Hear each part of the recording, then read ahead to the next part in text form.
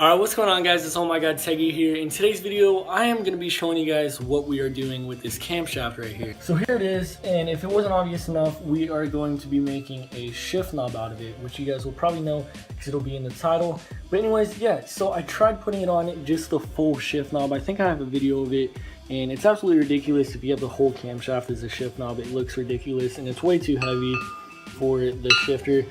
So I decided I'm going to cut it in thirds. I'm going to cut it right here. As you can see, there's already a cut in there just to make sure. I just did that to make sure my saw worked for this. So I started cutting it right there. So that's going to be one right here. It's probably going to be the smallest one. And then there's going to be the middle one here from that cut to here. And then we're going to have one from right here to the end.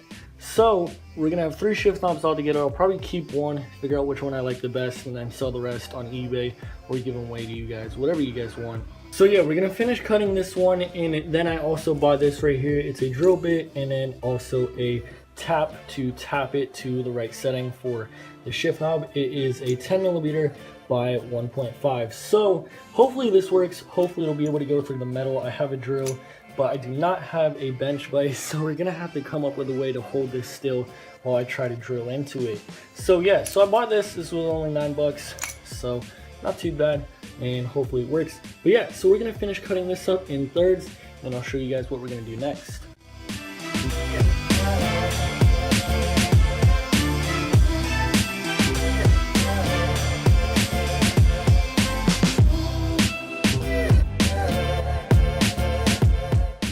Alright, so I just got a piece of it cut off here, and honestly I did not think it was going to be that wide in the center. So I think we're going to have to drill. I'm going to cut off this end and try it from this end because it's a lot smaller. You guys can't really see, but it's a lot smaller than this end over here, the inner bore. So we're going to chop it like right here, and then we'll see what we could do. Alright, so I cut it in thirds right here. So like I said, it's a little bit too big of a hole. Now I'm trying to come up with a way that we could still make this work because it definitely will not fit over the shift knob. It's just too big. It will just slide all the way down to the boot. But yeah, so this one has a little bit of a smaller opening that we could try, but obviously this one isn't the best looking. The one that I want the most is probably this one right here, but I'd have to chop it again right here a little bit, and then it would be perfect size. Because I mean, that right there, it looks really nice, but it is kind of big for a shift knob to be balancing on. So I think if I chopped it right there, it'd be perfect size. But we're gonna go ahead, we're gonna see if we could drill through this one, see if we could come up with a way to also make these work as well. Alright, so we have a little bit of a problem here.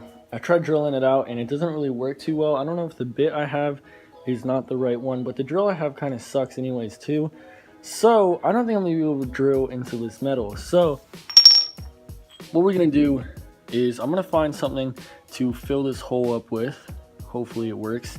Fill it up and then tap it from there with this little tap. Now I know this tap works because I tried it on this wood, and I mean, I don't know if it'll go through metal or whatever I choose, but it is the right size tap because I screwed this onto my shift knob, so it works. So I'm gonna head down to Home Depot, see what I can find.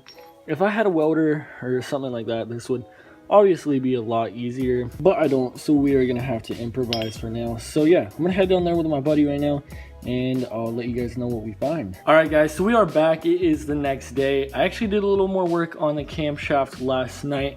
I went ahead, I chopped off this, which was this little piece right here, just to make it a little shorter and more manageable as a shift knob. So that's what I did. I'm gonna use this one for the actual shift knob. This is what we're gonna be building off of. So I got this, as you can see, like I said, it's all hollow.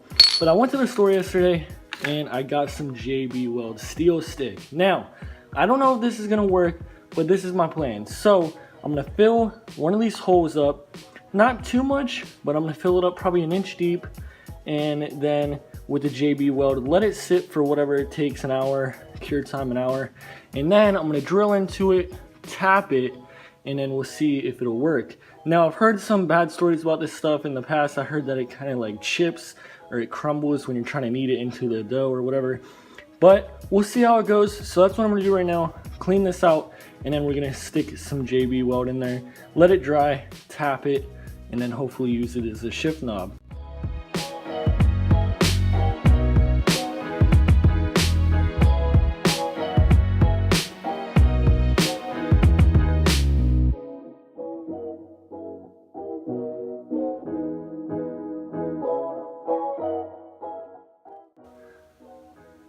Alright, so I just got done putting the JB Weld inside the shift knob, or the camshaft right here.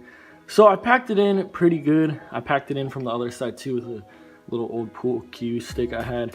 But yeah, so we're gonna let this sit. It says it takes cure time 1 hour, set time 5 minutes. So we'll wait about an hour or two, and then we'll come back out and we will try to drill a hole in it and then tap it. But yeah, so it is pretty packed in there. It should work, hopefully. I know what they're talking about when it says it's crumbles when you're trying to knead it, but you know, you just have to keep kneading it until all the crumbling is gone. But yeah, so you guys probably saw that in the time lapse. But anyways, yeah, so we're gonna let this dry and then I'll get back to you guys. Alright, so we are back about 2 hours later, and I actually already drilled the hole. I got a little anxious and wanted to do it, so I drilled the hole. As you can see, it is a little bit off, kind of a lot off actually. So we might just go ahead and try it, or we might flip it around and do it on this side. But I think we're just gonna go ahead and try it. We're just gonna tap it, see if it works, and if it works and it doesn't look too bad, I might just leave it on there, or I might go ahead and just fill up this side with some more JB Weld. But yeah, so we're just gonna tap it with a little tap here and see if it fits. All right guys, so here it is. We just got done tapping the hole. So here is the moment of truth. Let me just go ahead and put this in neutral anyways. So yeah, let's see if this works. Alright, so I finally got it on. It's screwed on fine. It did go a little bit sideways, but it doesn't look sideways from any of the angles, so that's fine. But the only thing that bothers me is the shift boot doesn't actually stay to snug against it, so I'm gonna have to do something about that. But we still have some things I want to do to this, so this is probably just gonna be part one of this video, because I'm probably gonna make 2 more of these, figure out which one I like the best. We're gonna paint them and we're gonna do something really cool with them as well, so stay tuned for part 2. But yeah, so here it is. It's on here.